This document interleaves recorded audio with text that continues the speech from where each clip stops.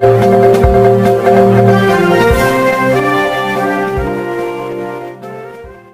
अक्टूबर 2024 को परभणी जिले के पाथरी तालुका में राष्ट्रवादी शरद चंद्र पवार गढ़ के भावी आमदार अब्दुल्ला खान उर्फ बाबाजानी दुरानी इनके अध्यक्षता में बौद्ध मातंग समाज संवाद मेड़ावा आयोजित किया गया था। इस मेड़ावे में समाज के समस्याओं पर अलग अलग विषय पर भाषण किया गया।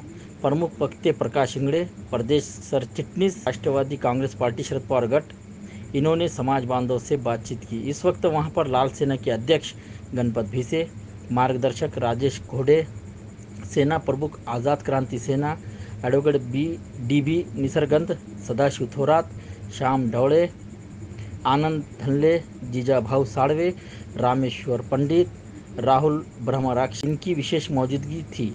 इस कार्यक्रम को सफल बनाने के लिए काफ़ी मेहनत की दादाराव गवारे, विशाल साड़वे, परमेश्वर गवारे, बाला साहेब खोपे, भैया गायकवाड़, श्रीमंत डोगरे, सिद्धार्थ भदरगे, प्रमोद ढवड़े, विठल कदम, दीपक गवारे, विलास कांबड़े, कमलाकर ढवड़े, महेंद्र गायकवाड़, विलास ढवड़े, प्रशांत साड़वे, वहां पर भारी संख्या में राष्ट्रवादी कांग्रेस शरद चंद्र पवार गढ़ के पदाधिकारी, कार्यकर्ता, समाज बांधव भारी संख्या में मौजूद थे।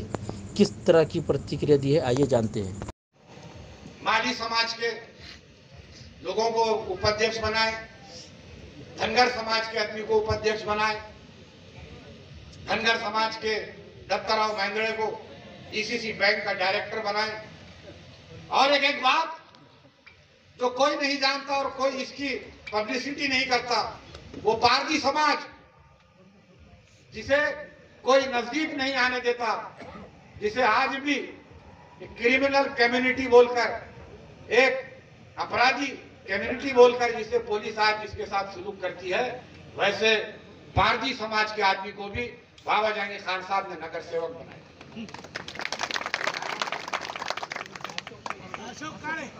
अशोक काड़े जो जैतापुर से पारधी समाज का पूरे महाराष्ट्र में, ये भी एक इतिहास है कि पूरे महाराष्ट्र में पहली बार पारधी समाज के आदमी को नगर सेवक बनाया। तो साथियों, आने वाली विधानसभा के चुनाव में हम सबको एकजुट होकर बाबाजानी खान साहब को कामयाब बनाना।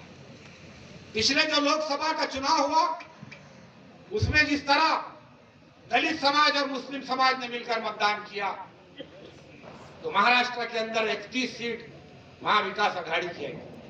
जो महाराष्ट्र जहां अमित शाह ने 40 पार का नारा दिया था, वो महायुति 17 पे सिमट गई। साथियों, पिछले हफ्ते मुंबई के अंदर हम आदरणीय शरद पवार साहब से मिलने गए थे। मुस्लिम समाज का एक डेलीगेशन पवार साहब से मिलने गया था और पवार साहब से हमने मुतालबा किया, हमने मांग किए कि आने वाले चुनाव में आप मुस्लिम समाज को प्रतिनिधित्व दें, आप मुस्लिम समाज को नुमाइंदगी दो। वहां पर पवार साहब ने जब अपना भाषण किया तो पवार साहब ने ये कहा कि साथियों, लोकसभा के चुनाव में महाविकास आघाड़ी को जो बहुमत मिला है, जो हमारी 31 सीटें आई है, उसके लिए सिर्फ 2 ही समाजों का जो मतदान था, एक दलित समाज और एक मुस्लिम समाज। ये 2 समाज मिलकर नरेंद्र मोदी के रथ यात्रा को रोकने का काम महाराष्ट्र में इन 2 समाजों ने किया। ये पवार साहब ने खुद अपने भाषण में कहा।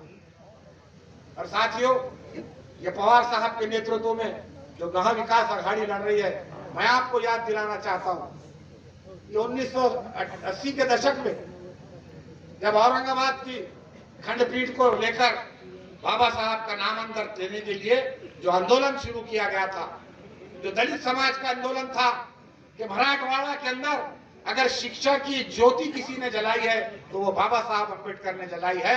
मराठवाड़ा के अंदर सबसे पहला कॉलेज औरंगाबाद में मिलिंद कॉलेज डॉक्टर बाबा साहब अम्बेडकर ने कायम किया था। इसलिए इस यूनिवर्सिटी को, इस विद्यापीठ को डॉक्टर बाबा साहब अम्बेडकर का नाम दिया जाए और इसका आंदोलन पूरे महाराष्ट्र के अंदर हुआ। इसमें दलित भाइयों ने कई कुर्बानियां दी और आपने देखा कि आदरणीय शरद चंद्र पवार साहब ने जैसे ही वो मुख्यमंत्री बने, उन्होंने सबसे पहला काम ये किया कि उन्होंने उस विद्यापीठ को डॉक्टर बाबा साहब अम्बेडकर बनाया। उस वक्त कांग्रेस के सारे आमदार, सारे नेता ये कहते थे कि पवार साहब आप गलती कर रहे, अगर आपने बाबा साहब का नाम इस विद्यापीठ को दिया तो आपकी सत्ता चले जाएंगी, हमारी सरकार चले जाएंगी।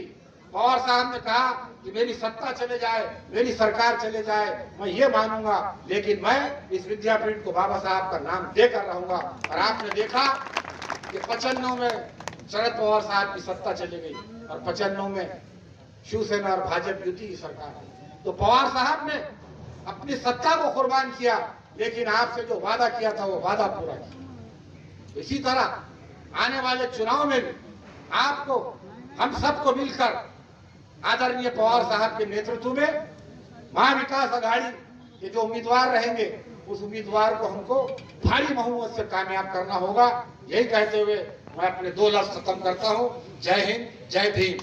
व्यासपीठावर उपस्थित माझे मित्र, सहकारी आणि बंधू भगिनीने आणि तरुण मित्रांनो,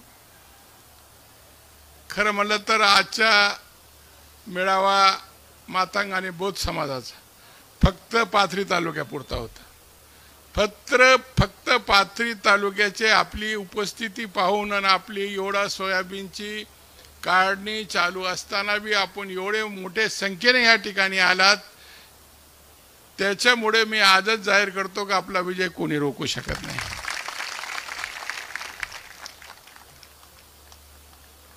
मित्रांनो, आता सध्याच्या राजकारणामध्ये अनेक वक्त्याने आपले या ठिकाणी विचार मांडले आणि लोकशाहीमध्ये एक मोठी ताकद दलित, मुस्लिम, मातंग हे समाजाची आहे।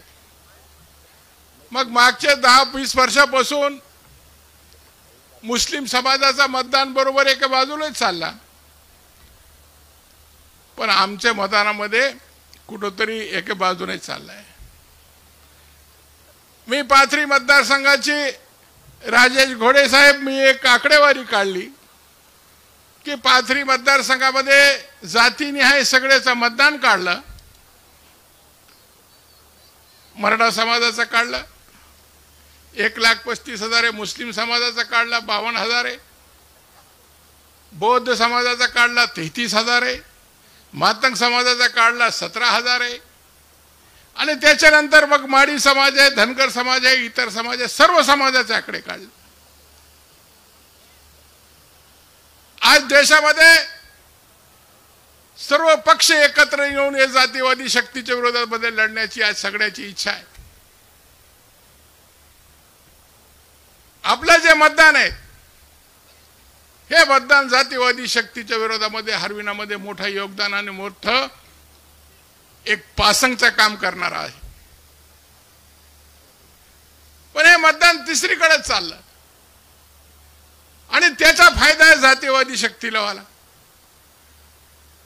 आता 33,000 मतं आपला आहे समाजाचा, बौद्ध समाजाचा 60% 70 18,000 मतदान आपण लोकसभेला बाजूला टाकलं। कोणाचे पारड्यात पडलं, कोणाचेच नाही। याच्या आधी आपण बघितलं, इतिहास बघितला तर तसंच चालू आहे। एका बाजूला आपण म्हणतो की जातीवादी शक्तीला रोखायचं, कारण की देशात आणि राज्यात हे देशामध्ये जातीवादी शक्ती दिवसेंदिवस वर डोका काढत आहे।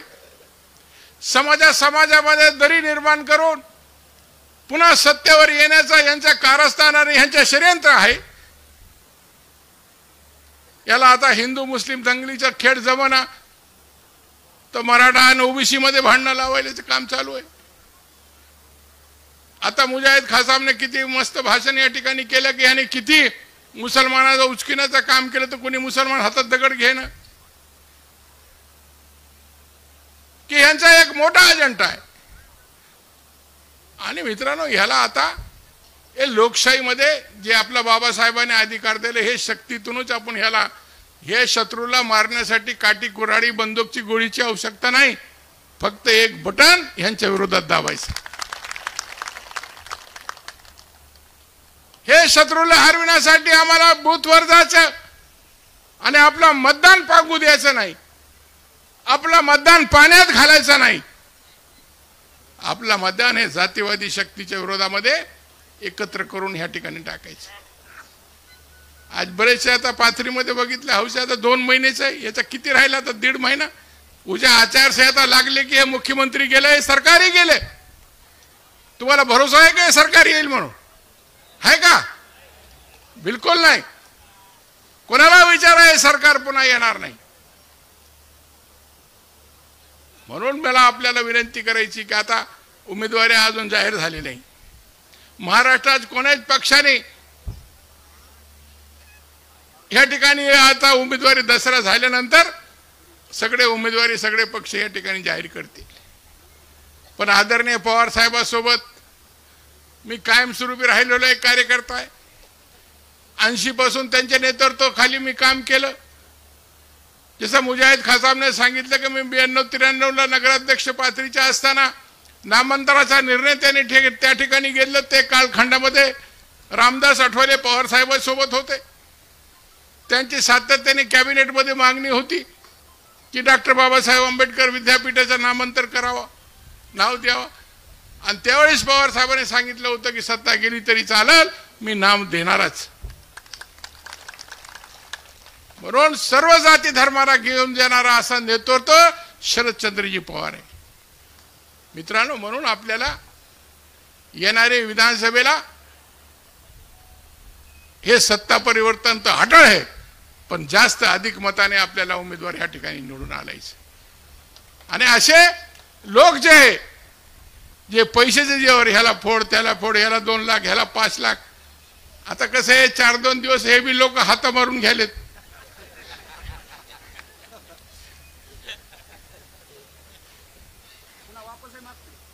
पुन्हा वापस येणार आहे.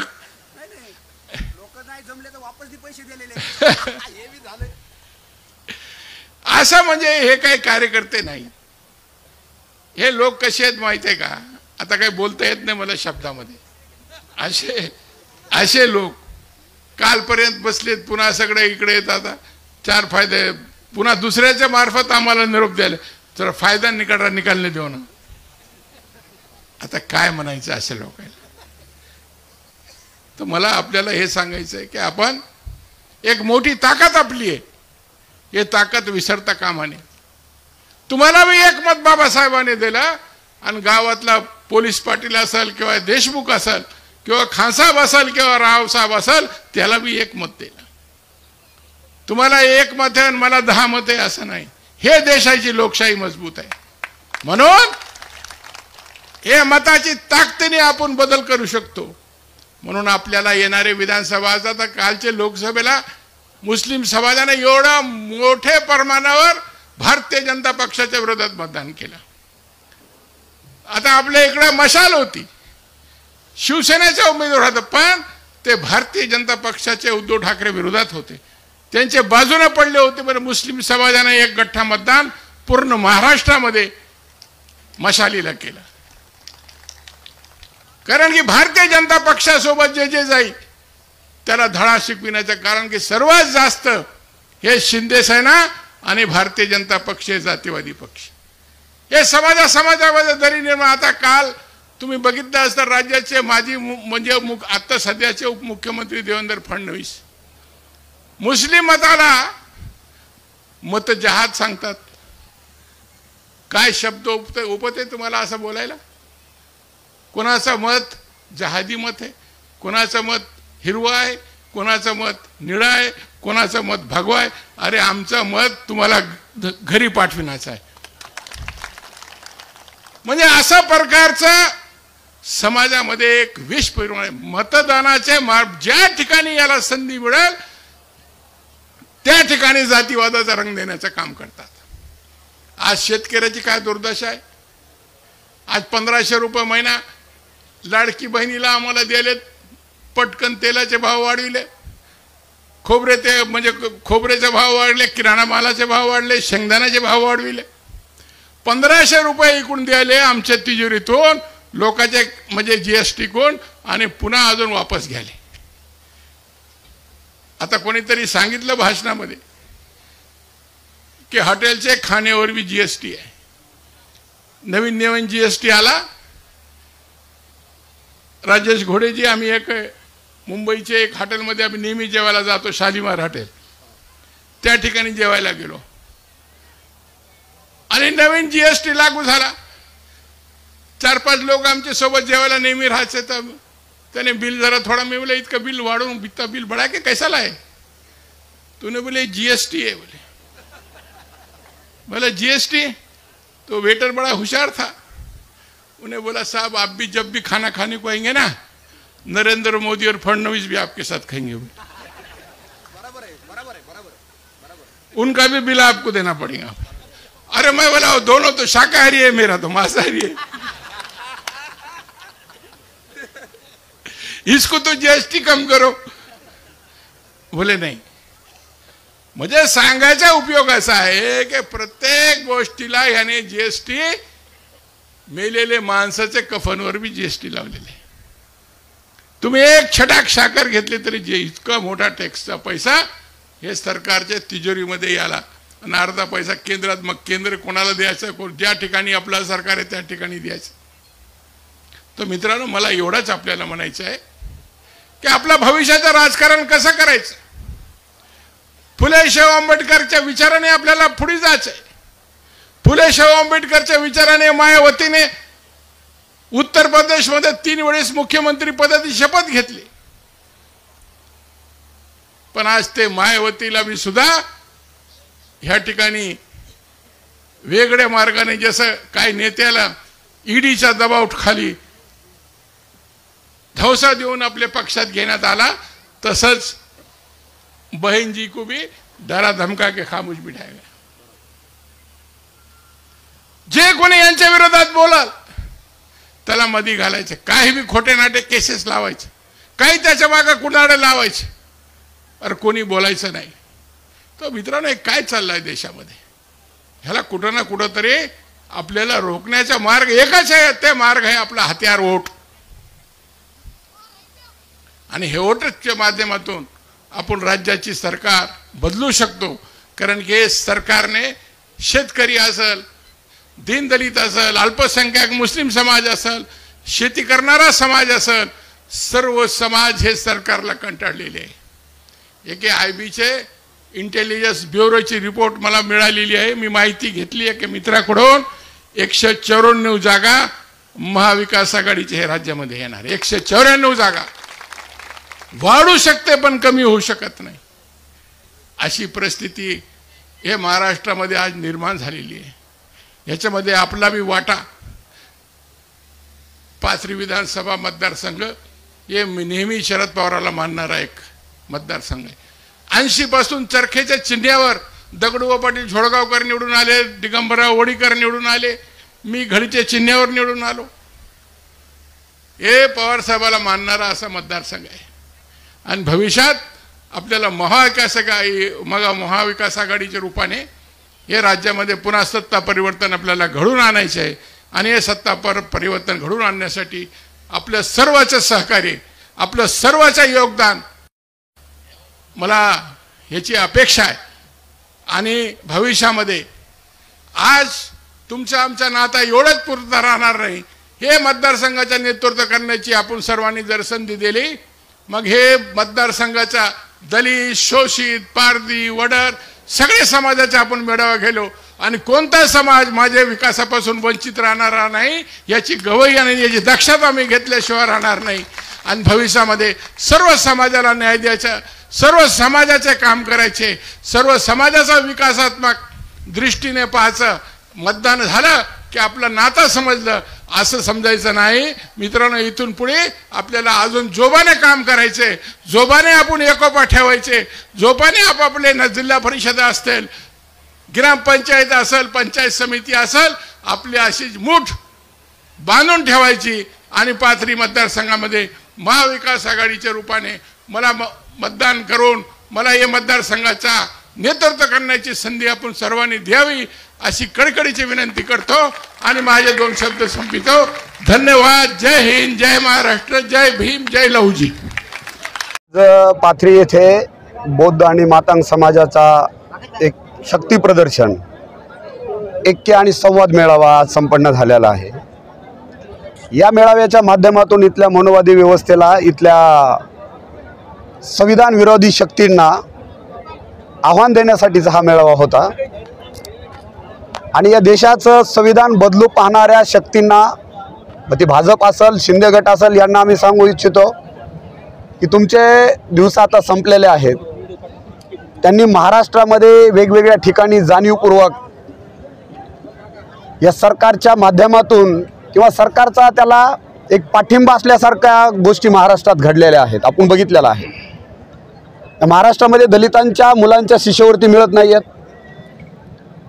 दलितांच्या जे शेतकरी शेतमजूर खेड्यामध्ये राहतात तिथं जिल्हा परिषदेच्या शाळा आहेत. मग त्या जिल्हा परिषदेच्या शाळा 1,500 शाळा महाराष्ट्रातल्या बंद करण्यात आलेल्या आहेत. त्या का बंद केल्या? आणि तुम्हाला जर आमच्या शाळा बंद करायच्या असतील तर तुम्ही इंग्लिश स्कूल आणि कॉन्व्हेंट इंग्लिश स्कूलचं शिक्षण आमच्या मुलांना द्या ना. तुमच्या मुलं परदेशामध्ये शिकतात, इंग्लिश स्कूलमध्ये शिकतात, कॉन्व्हेंट इंग्लिश स्कूलमध्ये शिकतात आणि आमच्या पोरांनी जिल्हा परिषदच्या शाळेत ही शिकायचं नाही. ही कुठली नीती आहे?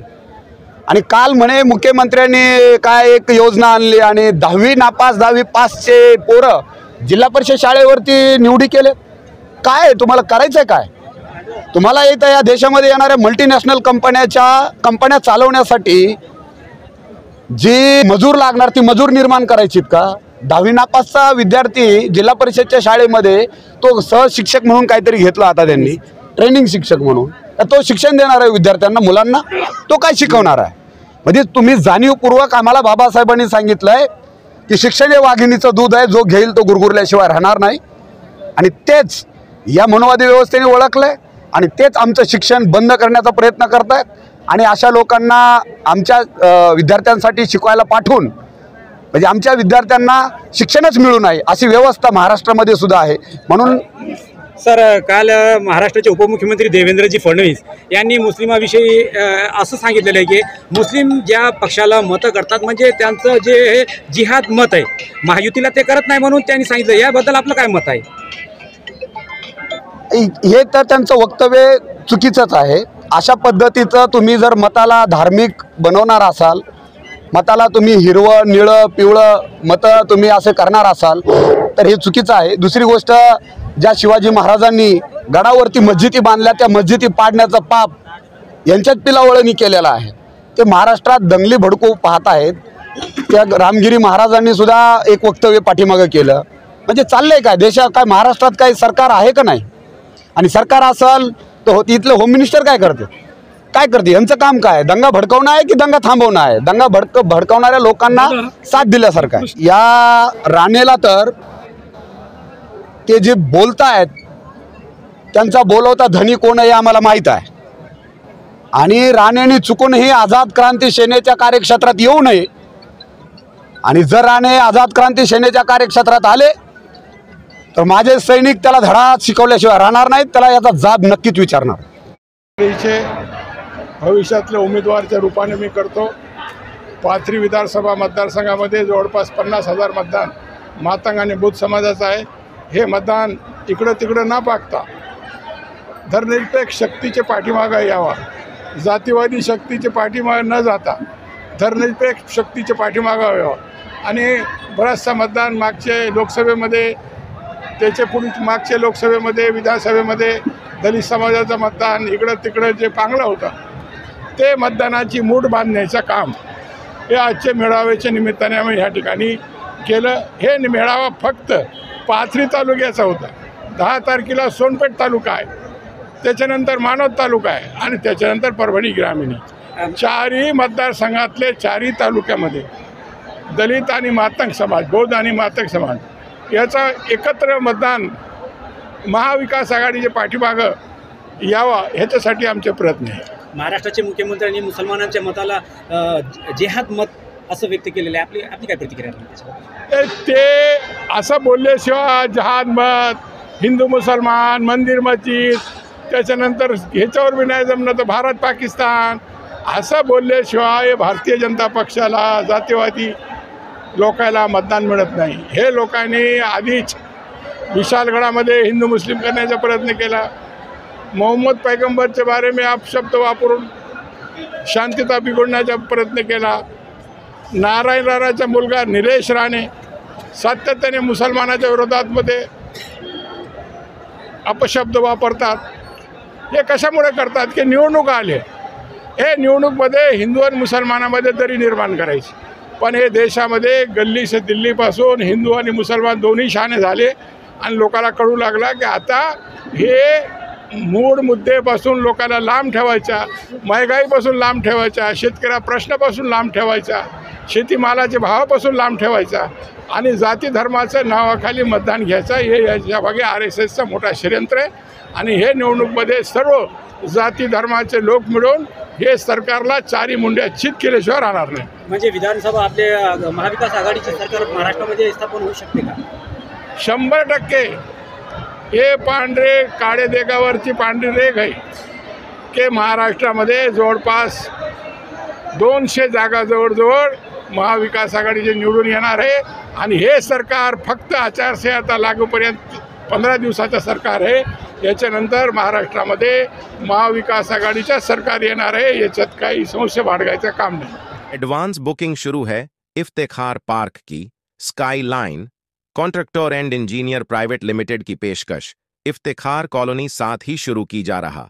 दूसरा प्रोजेक्ट इफ्तिखार पार्क परभनी शहरधार रोड स्थित कलेक्टर द्वारा मान्यता प्राप्त NA-44 लेआउट, जिसमें आपको इस प्लॉटिंग में यह सुविधा मिलेगी. मेन रोड 50 फीट और अंदर के रोड 40 फीट 30 फीट, साथ ही साइड में गटू भी डाले हुए. हर प्लैट के पास रोड आप देख सकते हैं, आपको नजर आ रहे हैं. रोडों का काम भी अच्छे से मजबूती से किया गया है ताकि आने वाले 40-50 साल तक रोड नाली की दिक्कत ना आ सके. इस तरह से ध्यान में रखकर प्लैटिंग को डेवलपमेंट की गई है. आपको सारी सुविधा मिलेगी. जैसे हर घर में नल भी होगा, हर प्लॉट पर नल कनेक्शन जोड़ा गया है और रोशनी के लिए लाइट भी अच्छे से पोल बिठाए गए हैं. और 30 फीट पर बोर को पानी, 2.5 से 3 फीट पर मुरूम 2. अलग अलग गार्डन जैसे लेडीज और जेंट्स के लिए आप इस वीडियो में ये नज़ारा देख सकते हैं. गार्डन कितना शानदार बनाया गया. इसमें बच्चों को खेलने के लिए खिलौने भी सेट किए गए और 4500 स्क्वायर फीट में शानदार मस्जिद भी होंगी. हवा के लिए 2 पेड़.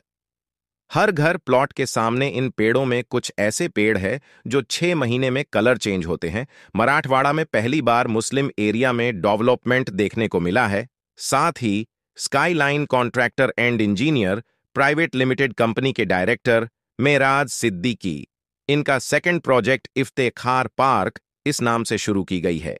ये भी इसी इफ्तिखार कॉलोनी की तरह ही डेवलप किया जा रहा है. कलेक्टर NA-44 और साथ ही एडवांस बुकिंग शुरू की गई है. इस प्लैटिंग में सिर्फ 115 प्लॉट है, जिसमें एक ही साइज 22 बाय 40 के 71 प्लॉट निकाले गए, जिसकी कीमत 13,50,000 रुपए रखी गई है इफ्तिखार पार्क की. और एक खास बात, इस प्लैटिंग से सीधे धार रोड को रास्ता भी निकाला गया है. इसमें भी लाइट नल नाली रोड और हर प्लैट के सामने पेड़ लाइट पोल, खुद की DP, जिनकी ख्वाहिश है ताकि वो ख्वाहिशमंद भी ले सके. इफ्तिखार पार्क आमदनी और जरूरत पर ख्याल रखते हुए ये प्लॉट निकाले गए. आप भी एक बार जरूर जाकर देखें और अपने सपनों को पूरा करें. जानकारी के लिए मौलाना अब्दुल रशीद नदवी, इन्हें 9997077513 इस नंबरों पर कॉल करके जानकारी हासिल कर सकते.